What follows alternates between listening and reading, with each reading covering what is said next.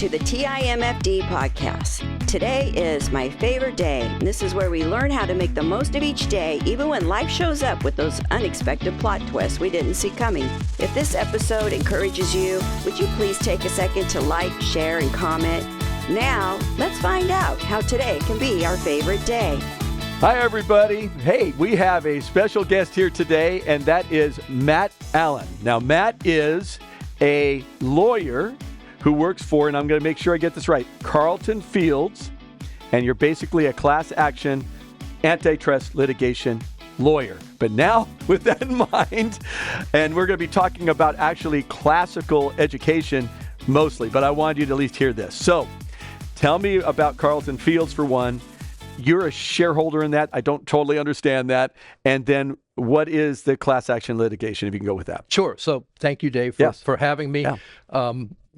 Your audience may be wondering why you would have a lawyer talk about classical Christian education, but we'll get to that in a minute. So I work for Carlton Fields, which is it's an AmLaw 200 law firm, one of the top 200 law firms in the country. Wow. I'm a shareholder there, which means essentially I'm a partner. It's a corporation, so there are shares rather than multiple partner ownership. As I said, we have about 350 lawyers or so, and so I don't know how many shareholders we actually have. It's over 100. Okay. So I've been at the firm for 36 years. Wow. I chair the firm's class action practice group, and which means class action law, defend essentially large companies who are facing class actions. I do insurance lawsuits. I do products liability lawsuits, variety of cases that a class action is essentially where you have, instead of one plaintiff suing one defendant, so it's litigation, it's dispute resolution, but instead of one plaintiff suing one defendant, you have a class of similarly situated plaintiffs suing on behalf of a class or a group of people, that one defendant. 90% of class actions never go to trial. So my job as a resolver of disputes is primarily to manage cases and help the parties come together to find a settlement, if that's possible. Or to win. We want to win too, to be sure. Don't lawyers want to win. We want to win. That's right. Absolutely. Antitrust, you mentioned. I was board certified in antitrust by the Florida Bar for a number of years, but there were only about 20 of us who were certified in antitrust. It's a small practice area, so the bar did away with that certification. Antitrust law, because of a variety of Supreme Court rulings that have occurred over the past 20 years, is not as big a field as it used to be. So I've had to be flexible in my career and shift over, and that's why I do class actions. Awesome. Okay, so that's one thing. Where did you go to school as far as your education for law school? Yeah, sure. So I was actually a psychology major in college at the University of Tennessee. I've heard that from lawyers a lot. Interesting. Yeah, well, it's funny because I had the benefit of taking some psychology classes from a professor who was candid with us and said, you're learning all these theories about cognitive behavioral therapy, Freudianism. None of them work any better than just talking to a friend, and that's free.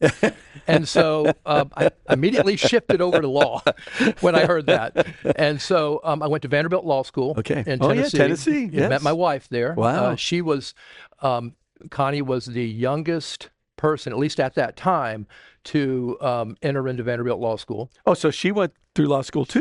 She did. So is she a lawyer also? She is, although she hasn't practiced. She was a prosecutor. Then she stayed home with the kids. Okay, and we're going to talk about that. And then now she's disabled, so she doesn't practice. Okay, so we're going to talk about more of that educational side because she was involved with that. Absolutely. All right, so beyond that, we now know where you're at. Now we're going to get to where we're going to shift to, which is you're involved with classical education, and how did that happen, and why did it happen? And it's with Paideia. Yes. What it call? I think it's Paideia School of Tampa Bay or something like that. Paideia Classical Christian School is the DBA doing business as. Perfect. The legal name on all the documents is Paideia School of Tampa Bay, but it's Paideia Classical Christian School. Now, a lot of people ask, why in the world? So I was on the founding board of Paideia.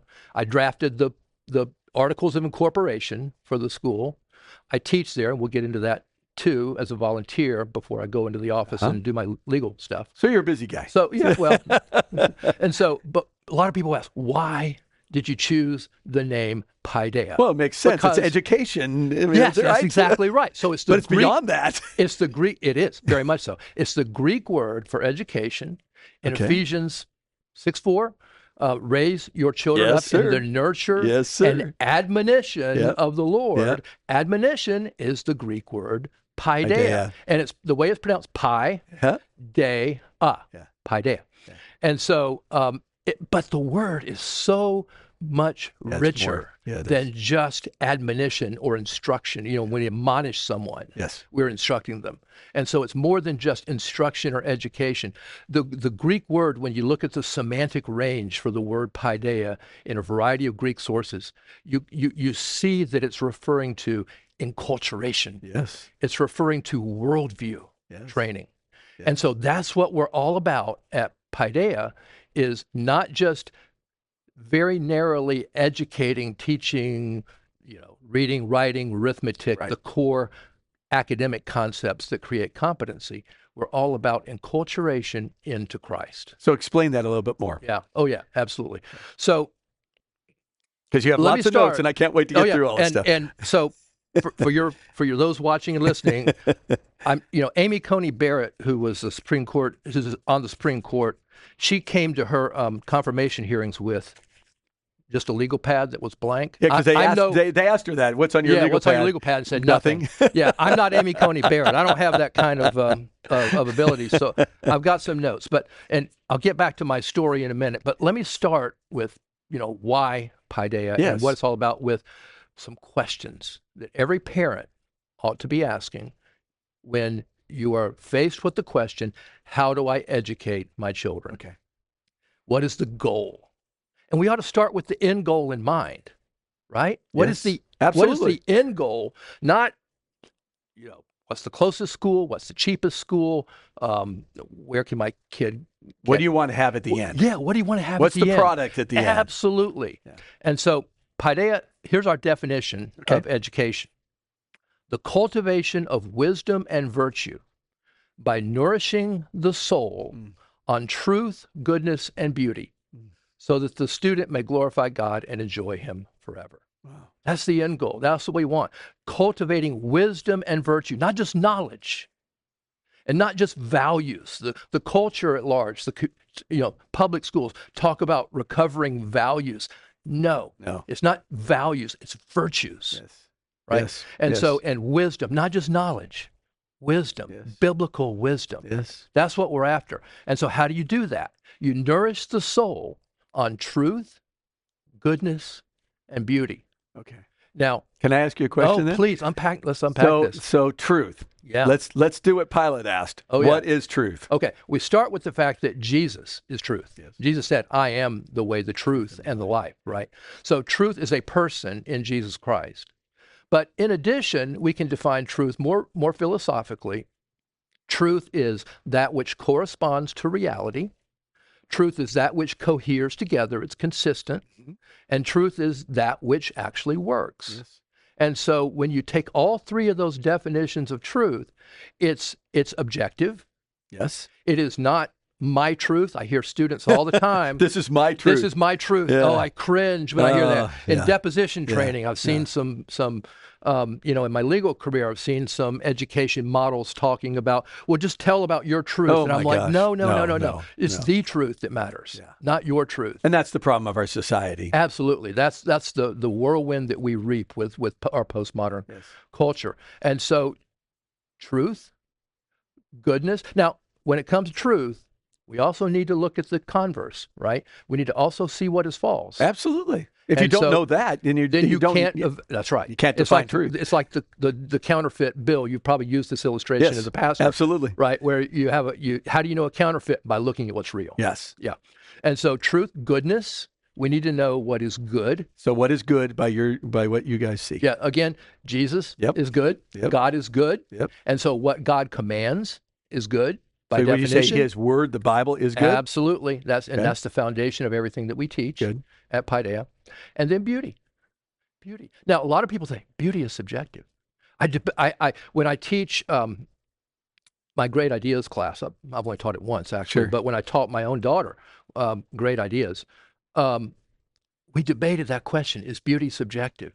Yeah, because and I'm curious about this because when you go to classical art, you look at art, and we were down at Ringling looking at their I've never museum. been there. I want to go there. You need to go there.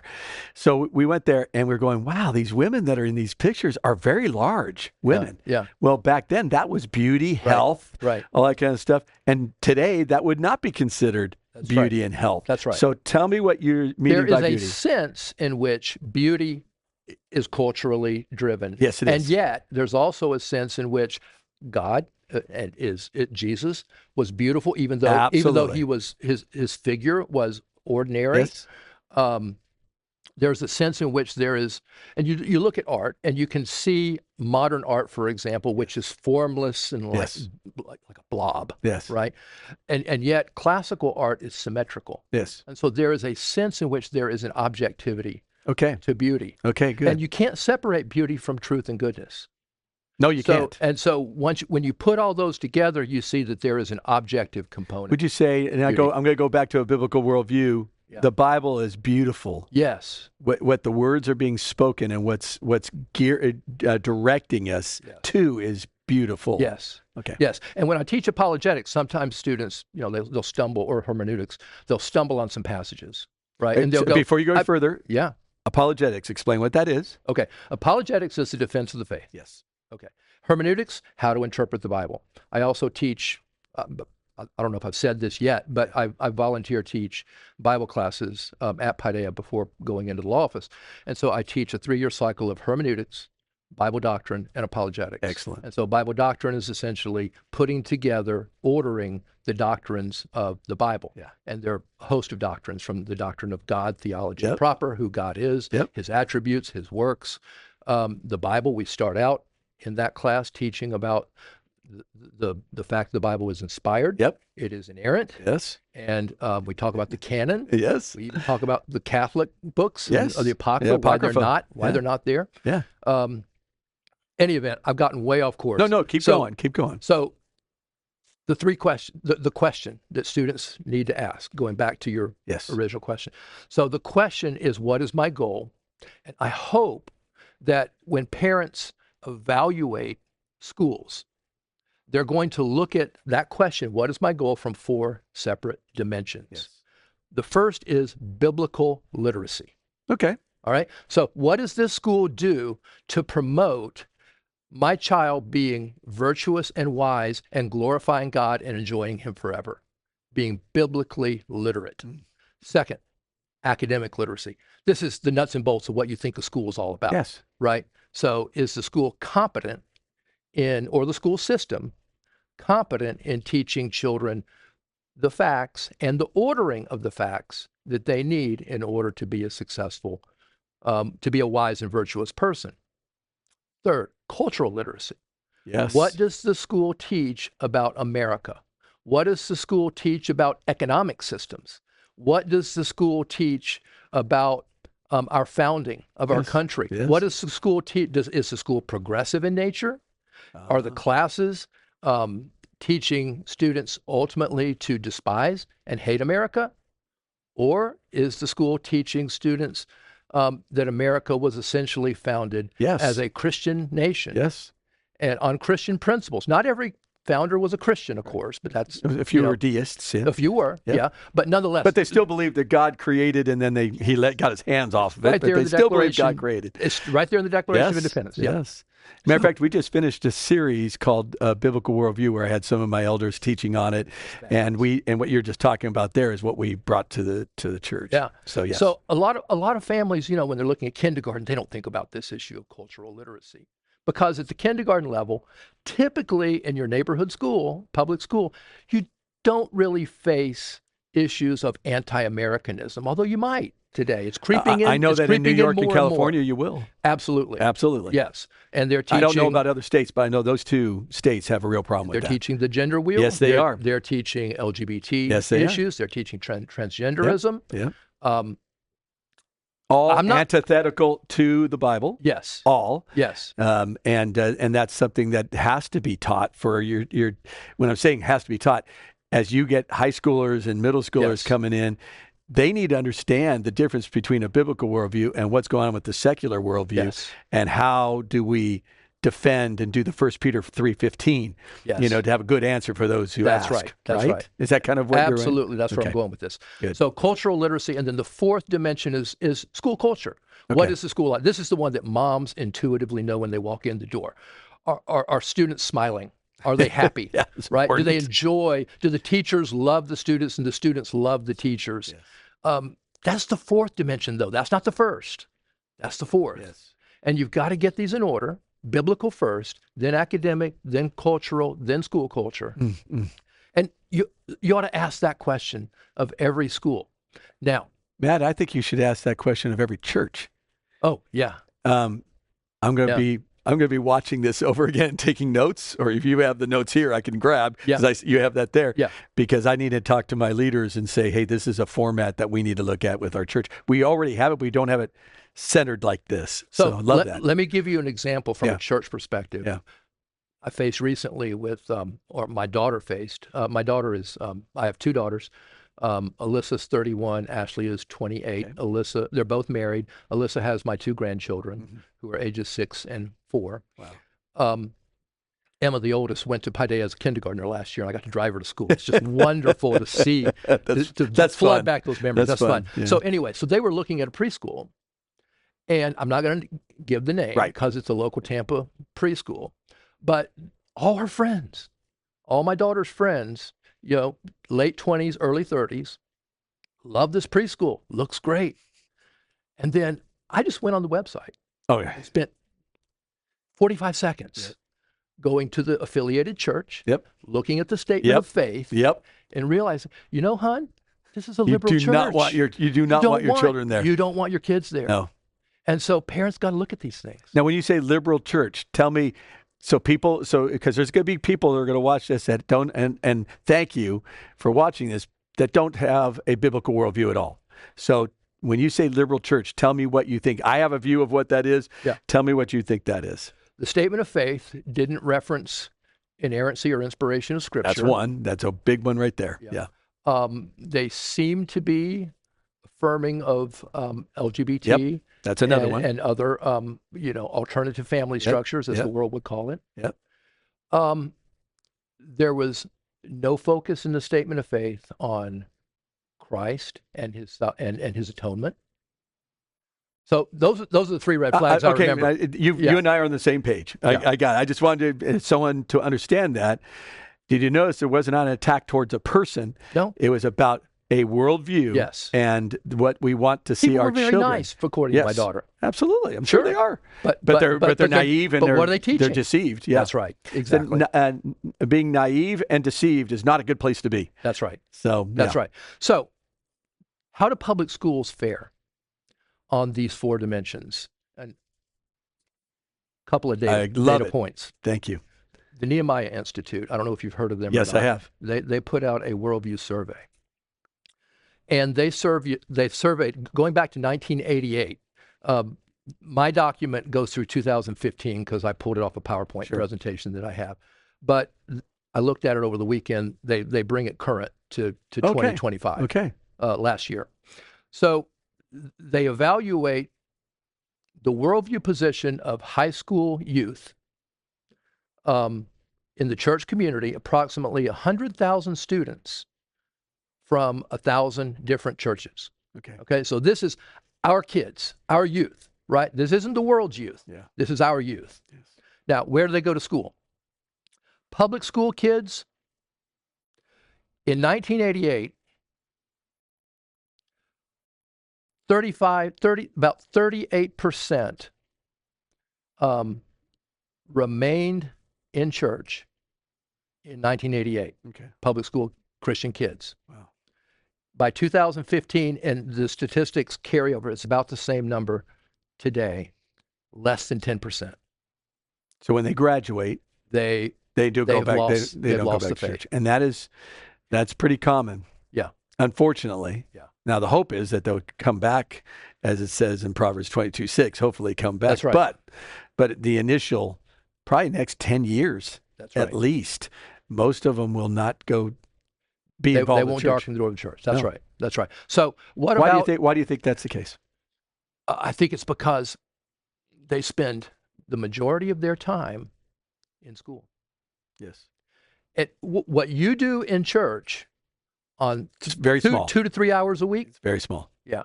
4 hours a week if they go to Wednesday night service or Sunday night service if you have that. So that's half a day. In the 5 days a week, 3/4 of the year. Yeah. They're getting, in public schools, you can't teach biblically. Now, don't get me wrong. My son-in-law taught in a public school for 2 years. There's great Christian teachers There are great out there. Christian teachers in the public schools. Yes, I am not bashing them at all. No. They are wonderful people and they're doing mission work. Yes. But they can't teach Christ. Well, they can model it. They can model Christ. Look what just happened just recently where a teacher had he is he and she is she books. Right. And was losing his job. Right. Because he had that view, and they said that is hurting other people's views. Well, you're pushing an LGBTQ plus teaching of what sex or gender looks like. Right. That's offensive to me. That's right. Right. And so, but they don't care. That's right. It's only our view matters, and that's usually a socialist, communist mind view. Now, let me read to you from what the Supreme Court said on this issue of what they can do and can't do. The Supreme Court in the Everson case, it's a 1945-ish Supreme Court case, the First Amendment requires the state to be neutral in its relations with groups of religious believers and non-believers. Yes. Neutral. Yes. So they can't teach that biblical dimension. Yep. The Ninth Circuit Court of Appeals, which is the federal court of appeals for California, essentially, said the rights of parents does not extend beyond the threshold of the school door. Okay? The rights of parents does not extend beyond, in other words, they get to teach in the public system what the state has ordained that they teach, and it must be neutral when it comes to the biblical worldview. But that's right. But so, they're right now pushing within public schools, and I know a number of them. They're laying Korans on campus. They are laying they're inconsistent. A religious and that's view, illegal, right? And they also have a religious view. See, I look at the LGBTQ plus as a religious organization, right? Because it is a religion. This is my God, basically. So another quote from a court case: the Parker Court out of the First Circuit said, "The fact that a school promotes tolerance of different sexual orientations in gay marriage, when such tolerance is anathema to some religious groups, does not constitute targeting. As long as parents place their children in the public schools, they don't have the right to direct how the public school teaches their children." That says it all right there. Right there. So why are we complaining then if we put our kids into the public school and they get indoctrinated? And yet that's the default position of most Christian parents. It is. It's mine. It's mine. And so this is why I wanted you here. Yeah. So we can get a different view of what we need to be doing. Yeah. Now, one qualification to that, because last year in the Mahmoud case, the Supreme Court did say that Christian parents, even Muslim parents, you can opt your child out of some of the LGBT teachings. In that case, we're talking about first graders who are being taught Heather has two mommies and some other just atrocious but the books. Teachers can still post all that stuff in their classrooms. Right. And as a parent, you have to know that that's being taught. Yes. You have to be so involved that you understand that you know it in order to opt out. Yes. And you can only opt out your kid. You can't opt out all the kids, right? So that's a very limited exception to that. Now, so back to the Nehemiah Institute. Yes. What about traditional Christian schools? Yeah. These are your ordinary Christian schools who have a chapel, but essentially the teaching is the same as what's in the secular school. In 1988, 50%, almost 50% of the kids stayed in church. Oh, wow. Oh, that's better. It's a better number. It's better. By 2015 and continuing to this day, less than 20%. Homeschooling. I love homeschoolers. What they do is fabulous for families who have the inclination and temperament, frankly, which my wife did not have, to do that. I applaud them. I bless them. That's wonderful.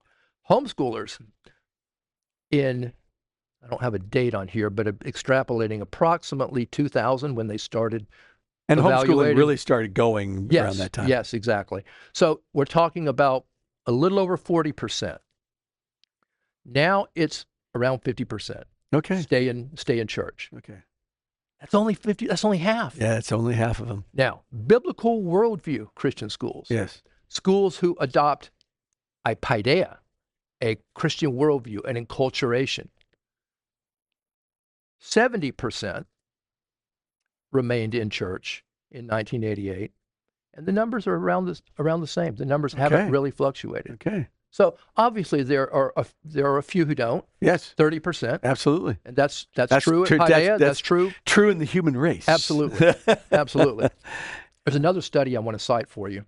This is called the Good Soil Study. It was sponsored by ACCS, which is the accrediting body for Paideia, the Association of Classical Christian Schools, in conjunction with Notre Dame University. Oh wow! Okay. And they did a survey, and they asked the question: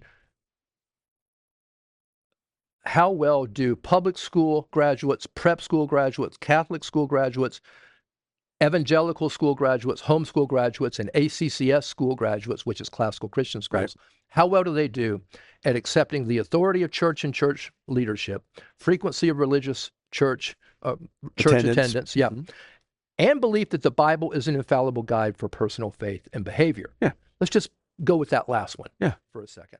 Public school, less than 38%. Oh yeah, believe that. I'm shocked it's that high, honestly. Yeah. So. Prep school. So this is your college prep schools, private schools, very expensive, not Christian. So it is less than public school, interestingly enough. Still believe the Bible's an infallible guide for personal faith. I'm not surprised. Yeah, it's around 35% or so. Okay. Catholic school, a little bit more than that, 36, 37%. Okay. Evangelical schools, 73%. That's a pretty good number. I think I would agree with that. Yeah. If they're going there for a reason. Homeschools, around 68% or so. It makes sense. Yeah. ACCS schools, 75%. Wow. Okay. So similar numbers for accepting the authority of the church and frequency of religious school attendance. Now, what about the academic dimension that I mentioned? Mm-hmm.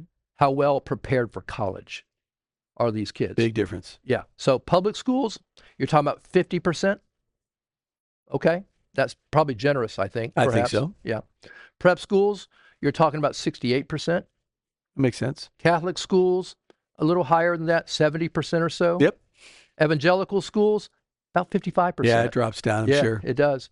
Homeschools. And I think why is because they take a lot of people in that their kids may not have been able to make it over in there, and they're trying to help them, and that drops that down. That's right. Homeschools, you're talking about just a little over 50%. Okay. Same kind of thing, I imagine. Same kind of thing. ACCS schools, these are classical schools, classical Christian schools, around 80%. I would believe that. Yeah. And I can attest to that with my own children. I taught at a school. They were ready for college. I taught at school in California. Much of what you guys are talking about here, I actually taught one of the Bible courses that they had there, a lot like what you were doing. Yeah. And high percentage, people that were non-believers wanting to come to the school because they saw the SAT scores and they were out of control, and ACT scores. So I get that. That makes sense. Now, but you have to be positioned as a school to do that, to say we are going to make sure this is a central point of who we are as a organization. You have to be intentional. Yes. And I think that's the issue with, why do parents not think about these things? They're just not intentional about it. They're operating on autopilot, I think. Well, yeah, because there's a couple of things that give you example for us. And I'm a pastor of a church, don't make a lot of money. So we were looking at public school, private schools, and we're going, man, I would really like to do the private school. We did homeschool. We did homeschool for 1 year, and Tanya just went, this is rough. But our youngest daughter, who was going through that, when she was in 6th grade, she had a reading comprehension that was college level. She was she could break down sentences, but when she went back to public school, they didn't do any of that. Right. So it's like she was sitting there going, "These people don't even know what they're doing," you know. let me tell you something. This is just amazing when I see it. So, Paideia's, I think it's second, third grade. Roughly those grades, they do this thing called a sentence chant. Okay. And so they break down. I can't do the whole thing. I don't. Right. It's been too long. I don't remember it. It's something like a sentence is complete. When 5 simple rules, it meets. Has a subject, and a verb, and I can't remember the rest. I love but it. It breaks down the parts of a sentence into subject, verb, object, prepositional phrases, and you can just give them a sentence, and they're able to do that and fill in the parts of speech. It's remarkable what these kids can do. So let me tell you my story and how I came to be passionate about this. It started as a lawyer. As a lawyer, right. Not a professional educator per se. So it started out in around 1997 when my oldest daughter Alyssa was 3 years old. She was a talker, no verbal filter. Everything she thought came out of her mouth, drove my wife crazy. So I came home one day and she was thumbing through the yellow pages back in the days when we had phone books. I remember that. Yeah. And so she was calling schools. I need to find some place to put this kid in preschool to give me a break. And we found a Baptist preschool, put her in there for 3 weeks. And then we pulled her. Why do we pull her? Because her teacher, preschool teacher, was pregnant and unmarried. Oh. And that's not a worldview you want there for your teacher, yeah. Yeah. So then we went to an open house at a classical Christian school. It wasn't Paideia. Paideia hadn't been founded yet. This was a school called Berean Academy that was the precursor, essentially, to Paideia. Okay. And I was, I enjoyed seeing students, grade school kids, essentially in their uniforms, very polite, going through their presentations. But what blew me away at this open house was the books on the book table. And I'm talking about, they had Shakespeare and they had Jane Austen, and that's all great. I love that stuff. But they had Darwin and Freud and Marx. They need to know what they're going to go up against. A lot of Christians would go, whoa. Yeah. I want to shelter my kids from that. You don't want to. And my thought was exactly the opposite. Yeah. I want them to understand the worst that the world has to offer, the greatest ideas of the world, the secular ideas that are antithetical to my faith, and I want them to understand them from a Christian perspective so that when they come across those ideas in college or come across those ideas in the world, they are inoculated and able to not only understand them, but frankly, hold contempt for them. The worst the world has to offer. Yeah. Well, that sounds like a sermon series right there. Yeah. I love that. Yeah. And so I would have been exposed to Freud and Darwin in college. Right. So I kind of knew what they were about, but I wanted my high school kids to be exposed to these things. Absolutely. From a Christian perspective. Absolutely. And so that's what hooked me into classical Christian education. When you saw Darwin as a young man, for me, I went to church when I was younger and rejected it all. Yeah. By 13, my parents were just going, "This is impossible.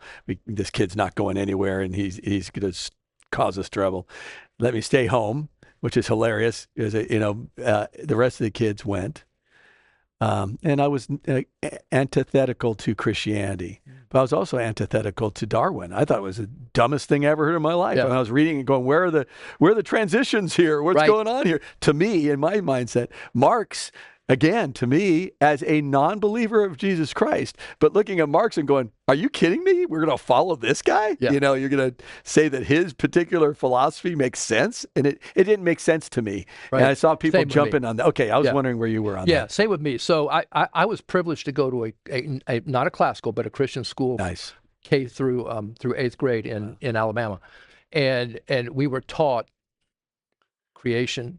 We were taught, and then I was exposed to Freud in college, and was immediately against Freud was. I just laughed when I heard this guy's stuff. I go, man, you're messed up. It's wild. Yeah, totally. So I remember being in, I don't know, 6th or 7th grade and actually giving a speech on creation against Darwin. That's awesome. So, love that. So I already didn't believe those things, but I wanted my kids to be exposed to That's great. From the right perspective. Yeah. So then we put our oldest daughter in kindergarten at the classical Christian school, and she was taught to read using phonics. Okay. Yeah. Now that is important because it's gigantic. Yeah, because phonics essentially breaks apart the sounds that each word makes and teaches children to decode those sounds. There are 28 letters and around 45, I think, I may have that number wrong, but sounds that words make, and they learn to memorize those different sounds. And so, cat, you learn C has two sounds, and S. And then A has, I think, 4 different sounds. Yes, it does. And A is the short one, and then T. And so they learn to read. And I'm seeing it with my granddaughter now. She's learning how to read in last year in kindergarten and continuing in 1st grade. I see her over the summer sounding out the words in these books. And Public schools don't do that, though. No, they don't. They use, and I didn't when I was in school. So we use something called the whole language method. That's the Dick Run, the Dick and Jane books. Yes. You may remember those from your own school days. Yes. And public schools typically use the whole language method. Some try to mix in some phonics because there's been some political pressure. Well, the whole is not working. No, it doesn't work. Mississippi went back to phonics. Yes. I don't know, 10 years ago, something like that, maybe even shorter than that. And they were 48th. In reading, they're now in the top 10 in states. Yeah. So now Ted Cruz and a liberal senator, I forgot his name, but the two of them are actually bringing something through right now in the Senate to try to say phonics needs to come back in all schools. They should. Nationwide. Right. Because the empirical study shows how much better it is for the kids to do that. Yes. So crazy. I was blown away by that. And I remember listening to a lecture by a pastor and educator named George Grant, who essentially was saying, look, classical Christian education is the way that students learned for centuries, from the Middle Ages all the way through the beginning of the founding of America and into the 19th century. And it was only with the advent of progressivism that essentially those modern non-classical theories took over in public schools. And obviously Christianity, left the public schools starting in the 1940s and 50s and forward in time. That was sad. But this is the way that children learned for centuries.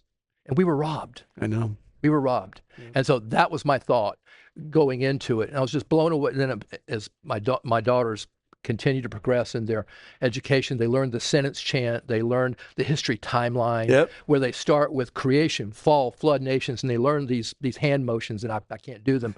But I got to get you a video of the history timeline. I would love to see that. It's fabulous because they go all the way through history and they intersperse biblical history with, the history of Egypt and Rome and Greece and going into the Middle Ages through the Reformation. Historical timeline, that's what they call it. And it's a song? The history timeline. It's history a chant. Timeline. It's not a song, it's a chant. History timeline chant. And so I'll look it up. I do remember this, the sign language, the hand motion for Martin Luther, 95 Theses. Yes, that makes sense. Nailing the 95 Theses onto the wall. And they give the date. So they do the date. Way. Yeah, they do the date and then the hand motion. Wow. And so they go all the way through, I think, 9/11. And so it's just fabulous to see. So I was hooked when I saw my kids learning these things. And then I had Joe Bray, the head of school I mentioned earlier, the founding head of Paideia. I had him over to my house, he and his wife, and I asked him, what is your goal? What are you trying to accomplish with this? And he paused for a second, and he said something I will never forget. He said, I want to save Western civilization one child at a time. Wow, I love that. I want to save Western civilization one child at a time. And so I was hooked. I decided, okay, right there, I've had some theological training. I attended Southeastern Baptist Seminary. I didn't get an MDiv. Yeah. I had to drop out when my wife had her car accident and became disabled, and spend the time with helping with the house and the children at that point. But God still used what a blessing it was that he still allowed me to use my gifts Absolutely. for teaching at Paideia and at Berean before then for 3 years. And so I decided, okay, I want to be involved in this. And so I volunteered to teach as Berean then had 10th grade, then 11th and 12th. So I want to be involved in this. I want to start teaching. So I started teaching classes in the morning before going into the law office. And I've done it for 23 years, 20 at Paideia. Wow. I love 4 days a week. I love it. I don't like getting up at 5:30 in the morning, but I love being involved with kids. Yeah. And so I saw it when the younger grades with my kids as they were young, and then growing up, I had the privilege of teaching my own children Bible for 3 years for one, 2 years for one, and then great ideas with the other. And it was such a blessing to be able to be involved in their lives at that level. So that's how and now I'm on the board at Paideia. Right. Mm-hmm. I've been on the board, or an emeritus member of the board, which just means I'm old. And so for 20 years, I'm the president of the board right now. Okay. And I will tell you, if I had to do it over again, I would mortgage my house if I had to. I would sell my house if I had to, in order to make sure that my kids had a classical Christian education. Wow. Now, your folks watching and listening may be wondering, okay, you've been talking all around this for however long we've been going here. What is classical Christian education? Yes. Right? That's important. We need to. And that is a big one. Yes. Yeah. So, okay, start with Christian, because that's the most important aspect. Yes, it is. And there are really 5 principles involved in the Christian element. So go back over the phrase again. Classical Christian education. Okay, so we're looking at 3 words. We're going to look at 3 words. Yeah. Okay. Education, we've talked about. Cultivation of wisdom and virtue by nourishing the soul on truth, goodness, and beauty, so that the student or the graduate may glorify God and enjoy Him forever. Right? So that's the education component. Enculturation, Paideia. Yes. Christian, 5 principles. The first is parents are responsible for educating their children. It's not the state. It's not the church even. No. It's the parents. Right? Second, fathers are the God-ordained heads of the household. Absolutely.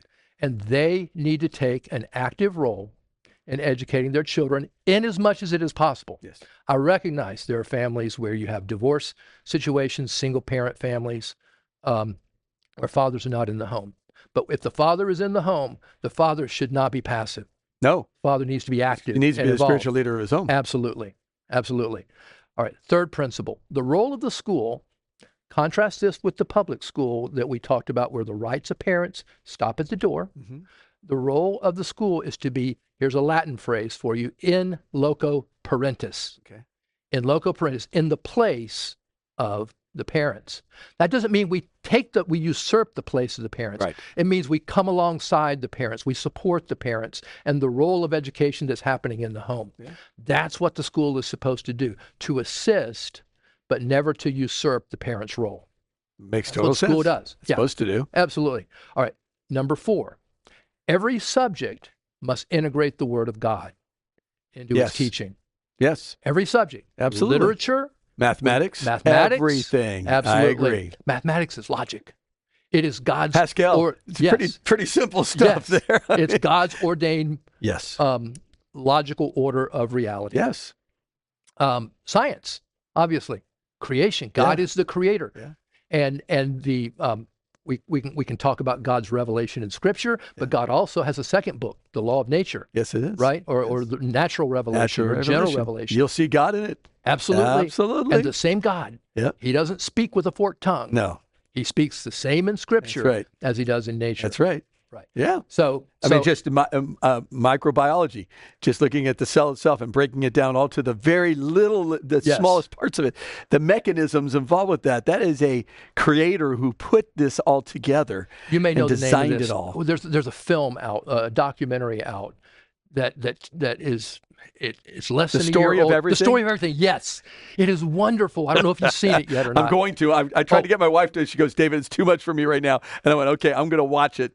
So I can't wait to see it. Highly recommend it to everyone who is listening. Matter of fact, I would love to see how I could get it at our church and do it at our church. It's fabulous. Yeah.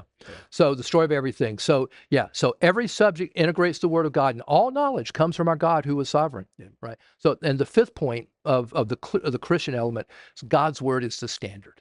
It's the standard in reading. It's the standard in understanding and enjoying the world's great ideas. And so we apply God's standard. So we use the great books of the Western world as the core curriculum in the high school years.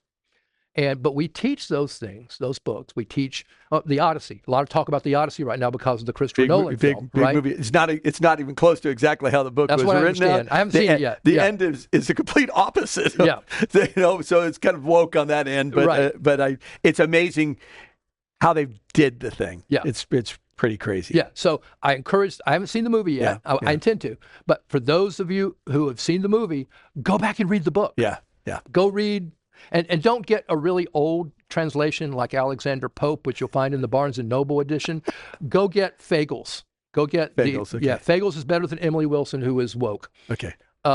Get the Fagles edition. Read the Odyssey. Read the Iliad. But we talk about those things at Paideia from a Christian perspective. Excellent. So Odysseus. Yes. Odysseus did a lot of stuff that we, as Christians, we don't agree with. No. We would condemn as sin. Yes. Right? Yes. And he had double standard, frankly, toward fidelity to his wife. Yes, he did. But we talk about that. We talk about that from a Christian perspective. Yep. So we read the Iliad, we read the Odyssey, we read Dante's Inferno, we read Milton's Paradise Lost, we read Shakespeare. We do Shakespeare plays. Oh, yes. Yeah. So God's standard is, or God's word is the standard. Now, that's the Christian element of what it means to be a Christian school. Classical. Paideia and other schools organized the same way, are organized around the medieval trivium. It's a Latin word. It refers to 3 of the 7 liberal arts. Grammar, facts, rules, memorization. So memorization, huh? Is that important? Yeah. It's and kind let of me gigantic. Let me tell you something. So young children, so our grammar school is K through 6. Okay. That's where they focus on the grammar phase of education, which is understanding the facts, the rules, the way things work in terms of math facts, the world, introduction to the wonder of God's world and science. Mm-hmm. But they memorize like sponges. They can memorize so much. Their minds are made that way. They're not yet hardened like they are when they get older. So we teach them poems. They memorize poems. They memorize the history timeline that we talked about earlier. So that's the grammar phase. And then there's the logic phase, which is, and logic was the second of the 3 liberal arts in the trivium. Logic, middle school kids, 7th, 8th grade, 9th grade, 6th grade, there's a transition. They're naturally, I think we can all agree, argumentative. Absolutely. As they That's go what middle school is. That's exactly right. They go into puberty. They start learning to think on their own. They start questioning authority. And that's all of us when we all went through that process. That's right. That's right. So what we want to teach is and our mutual friend Marnie Kendrick was taught logic at Paideia. Yes. And so she taught that we teach formal logic and informal logic. So informal logic is fallacies. Oh, there we go. And so middle school children delight in pointing out the informal fallacies their parents use. So they use it against us. And we're going, oh, man. But secretly we're going, yes. Yes, that's a good thing. Yeah, and Marnie is another former lawyer. Yes. And worked with the Stanford graduate, Stanford graduate. Very brilliant, wonderfully loving person. You would not know she has that background at all. Absolutely. Until you start talking to her. And you then go, wait a second. Immediately, wait. Whoa, you're talking over my head. Exactly. It's so true. So true. I told Marnie one time that she is she's Monica from Augustine's Confessions. She is. She is. All right. So grammar, logic, and then the third stage is rhetoric. Those are the high school years. And so rhetoric, so kids in the high school years, they want to be heard. They want to be seen. They want to communicate their ideas. Yeah. So we teach them how to do that. We teach them debate. We make them give speeches. And then in their senior year, we make them defend a thesis, a formal thesis. I love that. And so I've had the privilege of being the thesis advisor for a number of our students. This last year, a young lady who's attending Hillsdale College in the fall. And so her thesis was about C.S. Lewis's That Hideous Strength, part of the Space Trilogy. Yes. And the role of, and Lewis's views on authority and in dictatorships. And so she analyzed the political structure of the NICE, which is the evil organization in that novel. Ironic that our president is talking about changing the name of ICE to NICE, the NICE. I remember that. I don't think, Mr. President, you've read That Hideous Strength. He hasn't read that, no. But he did nice. He wanted to be nice just to be a pain. We don't want that. But anyway, I don't want to get too political. No, that's funny. But so that's the structure of the classical component. Sure. Grammar, logic, and rhetoric. And we do it in that order because that's the way children's minds naturally work. There's a psychologist named Piaget who talked about that, there's a way that children learn. Okay. And so we don't want to reverse the order. Like a lot of public schools, what they'll do is they'll want to teach critical thinking in third grade. It makes no sense. And then have massive memorization in high school. Yeah. No, it's opposite of what you need to be doing. It's the opposite. It's the opposite. Yeah, I would agree. So it's age specific, but it's time tested because these are the liberal arts. There's four more that make up what's called the quadrivium, which is you add math, geometry, music, and astronomy to that. And that's how people were taught for centuries using this approach. And of course, our schools also teach math, science, and music. We don't avoid those subjects, but we teach all of them according to the logical order of the trivium. Wow. And so the goal is to recover those lost tools of learning. And so you may have heard the expression, we don't want to teach children what to think, we want to teach them how to think.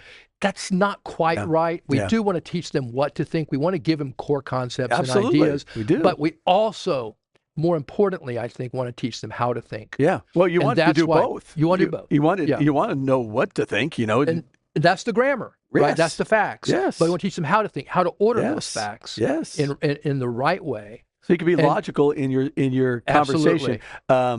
Charlie Kirk was that kind of person that could do that. Yes, I get that. Yeah. So as a young man. So Paideia is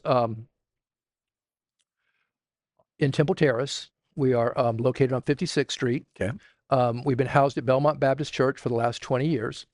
We have around 75 to 80 kids enrolled right now. We're K through 8. We're the only accredited, I say K through 8, K through 12.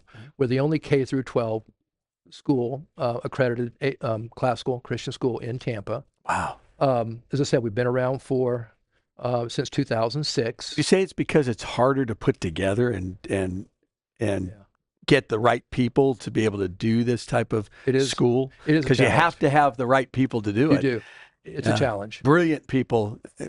You do have to have. Right. Brilliant people who are willing wise, to work. Who are godly people. Who see this as a ministry. Yes. That aren't looking for a lot of financial, it's just not a lot going to be That's there. right. Because, candidly, their salaries are based on enrollment and tuition. Yes. Right. That's it. We want to, we pay for what we order. That's right. And God pays for what He orders. That's right. Too. Yeah, exactly. Yeah. So the only one in this area. There are, I think, 2 other classical Christian schools. They're not K through 12. Okay. Yeah. Okay. So there are other ones for younger kids or older kids, something like that. Younger kids. Okay. So you guys are the only ones that go all the way through. All the way through. Gotcha. And I've had the privilege of teaching. I've never counted the number of kids, but I've taught every kid that's graduated from Paideia. Wow. In 10th, 11th, and 12th grade. Wow. And it's such a blessing to see. It's encouraging for our future. Now I have a question for you. When it comes to, you're a lawyer. Yeah.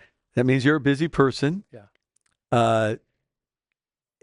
And you said this is a ministry for you. So you believe this is a true ministry because you wouldn't be doing it if it wasn't. I'm a volunteer. Right. Yeah. That you're giving your time for this. What would you say to others who may have your background, who do have this classical background to them. What would you say to somebody that says maybe they're retired, but they want to give that kind of time and have that education and what would you say to that? Come join us. Yeah. Okay, good. That's what I want to say. Come join us. So I don't know if you are a fan of Lord of the Rings or you've seen the movies. Yeah, of course. So the great... I got to sit in the pub where C.S. Lewis and Tolkien sat. I got to study over Oxford for a summer. My youngest daughter did that. There we go. And so I sat there, took a picture of being. Hey, I was so jealous. I was so jealous of her. And the bookstore and the library, the Bodleian Library. Yes. Oh, it's fabulous. So, but remember the scene in I think it's Return of the King. Okay.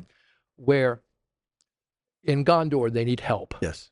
And so they light the beacons. Yes. They light one beacon. And then there's a watchman. Yeah. Right. And then he sees that beacon lit, the fire.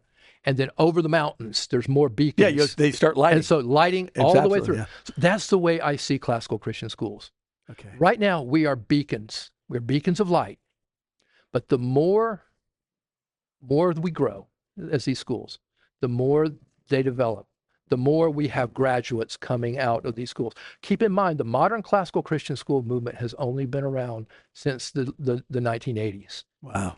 So what happened was a woman named Dorothy Sayers, who was an English playwright, friend of C.S. Lewis and Tolkien. But she wrote an essay called The Lost Tools of Learning. It was actually a speech that she gave back in, the 1940s or 50s. Okay. It eventually got republished in the 1970s in National Review. An Idaho pastor named Doug Wilson read that essay and said, I want to try that. Because her essay talked about the trivium. It talked about the 3 levels of learning and how. Mm-hmm. And then at the end of the essay, Dorothy Sayers said, but of course, no one's ever going to do this. No one's ever going to recover these lost tools. It seems so daunting when you think about it. Yeah. And this pastor from Idaho said, I'm going to try it. And so he started the first classical Christian school, modern American classical Christian school in Idaho, of all places, in the 1980s. Then he wrote a book called Recovering the Lost Tools of Learning. And the movement spread from there. Okay. And so the first classical Christian school in Tampa was, I think, 1994. That was the Berean school I mentioned earlier. It's no longer in existence. Paideia has been around since 2006. But that's what we want to do. And the movement is, let me find my note page on how many schools there are in this movement. So there are 532 member schools of ACCS, the Association of Classical Christian Schools. Let me give you perspective. In 2010, there were around 140 classical Christian schools in America. By 2023, so this is just 3 years ago, there were more than 700. Oh my gosh. The Heritage Foundation, I didn't know this until this weekend. The Heritage Foundation just created a classical school database. It shows there are nearly 900 classical schools overall. So it's These escalating. are not just ACCS schools. There are other. Right. But it's escalating. Exactly. It's growing. And you think it's because of let's just be honest, the failure of what's been going on in the educational system. Yes, the failure and the fact that it works. Yes. There's enough data out there from the Good Soil Survey that I mentioned earlier. The data's out there because we've had graduates since the 1980s. Yes. My oldest daughter graduated in 2013, my youngest in 2016. Yes.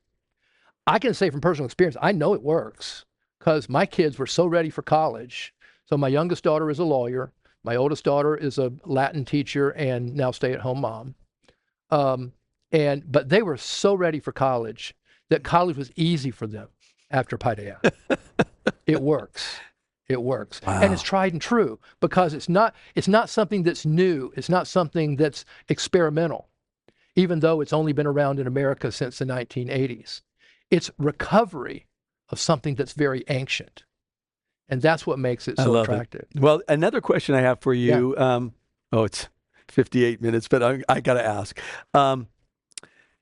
So you've done this as a lawyer, teaching these courses. Your wife got in an accident. What happened with that? You kind of just said that. So tell me what happened there. So in 2001, she was in a car accident. Okay. Just one of those things where she happened to look down, car in front of her, slammed into the car. Oh. Didn't think anything of it at the time. Okay. couple months later, she was sore. Couple months later, she went to grab this huge bag of rock salt to put in our water purifier. At the time, immediately she knew something and what was wrong. So she had back surgery. Essentially, her lower back has the L3, L4, 5, and S1 probably. S1, yeah, is essentially crushed. The surgery was not as effective. It's not usually very good. Was she put into a cage or a metal cage, or they lambectomies? They took out the. They didn't really take anything out. They just cleaned up the mess. The mess. And so, it's been a deteriorating situation since then. So at that point in time, my oldest daughter was in first grade. Mm-hmm. My youngest was in or kindergarten. I think my youngest was 2.5. And so we've been dealing with this for, long years, but it's degenerative. So she's now to the point of using a wheelchair. And that's just, we talk about this frequently, how we wouldn't have it any other way, because God has taught us a lot about suffering. Yes. He's taught us a lot about his sovereignty. Yes. He's taught a lot about his goodness. Mm-hmm. There have been moments, don't get me wrong. Oh gosh, yes, yeah. We've had our struggles through that. Nonetheless, I can say God is good, and he's all the time good. All the time. Yeah. Okay. I love hearing that because when people go through difficult times, what have you done and your wife has done to keep looking? I call it gaze at God, glance at the problems, the gaze glance principle. How do you keep yourselves gazing at the Lord and not look at this problem and make it bigger? She's better at that than I am. Okay. That's normal, by the way. Yeah. That's normal. Yeah. So, she's the one suffering. Yes. I'm suffering vicariously by watching her. Yes. But she's the one suffering, but she has such a joy. It's. I'm not going to compare her to Johnny Erickson Tata. Yeah. But, she has such a joy in the Lord, and it's from prayer. Okay. She has no choice. That's what I'm saying. What are the things? What is she doing? She does the Psalms. Okay. Prayer. Yeah. An understanding of God's sovereignty. Yeah. And his goodness, even in the midst of suffering. Yeah. And to keep that in your head. Constantly. Yeah. We have to preach. We preach the gospel to ourselves all the time. Yes. And so we have to continually do that. Well, this podcast is called Today is My Favorite Day. I went through 2 back surgeries. I understand the surgery issues and being in a walker. Yeah. I went through cancer. Yeah. And it almost got me in 2013. I was in a really bad place. But when I was in the hospital, I just started saying, today is my favorite day. And my wife went, well, why?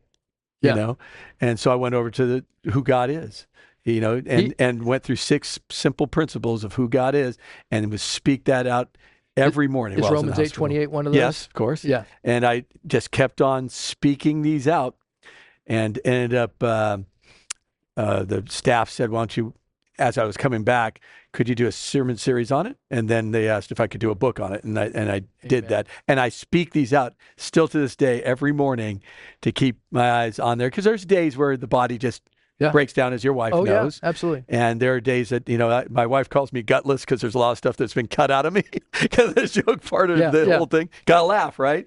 Got to laugh through it. Absolutely. And so I was curious about how she makes today her favorite day with God. And it's through prayer. Yes. The Psalms. Yes. And keeping her eyes focused. Ephesians. Yeah. Okay. And that's what I want to know. I want people to hear different views on this. And look, it's not just when you're suffering a calamity like that or cancer like that. We are dependent on God every single day. Yes. When I walk from my parking garage at work to the office, I pray every single morning, Lord, help me to be your servant. That's right. Help me to serve my clients to the best of my ability and to serve you and glorify you in everything that I do. In my job, I do that when I teach. Yeah. I do that in everything because I know I am weak, right? But he is strong. He's strong. And there's the key. So I want you guys to think about that. When you're going through difficult times, remember there are people who have gone through difficult stuff as well. All of us don't know we could only put our feet in your shoes. We don't know exactly what that feels like, but we do know what our pain feels like. And what do we need to do? We need to keep on looking up to Jesus. Amen. And when we do that, today can be your favorite day. Thank you, Matt, for doing this with us. I appreciate that. And my hope is that many will look at this. Can I add one more thing before we close? Please. So I would encourage folks, if you're interested in classical... The camera right over there. Okay. Yeah. If you're interested in classical Christian education, call Paideia, call the school. The website is paideiatampa.org. Yep. Or the phone number, 813-988-7700. Call the school. There is tuition assistance available. There's also state Step Up for Students money that's available. Covers 3/4 of the tuition. So there's no financial excuse anymore. That's great. It's available for you. So call the school, check us out. Awesome. And we're going to put all that on the notes, so we'll make sure we get all that taken care of. Thank you again. Guys, today can be your favorite day if you keep on looking up to Jesus. Have a great day. Thanks for hanging out with us today. The views and opinions expressed are those of the hosts alone. TIMFD is produced by the awesome Alex Korn. And until next time, have a great day, stay grateful, grounded, and growing in Christ.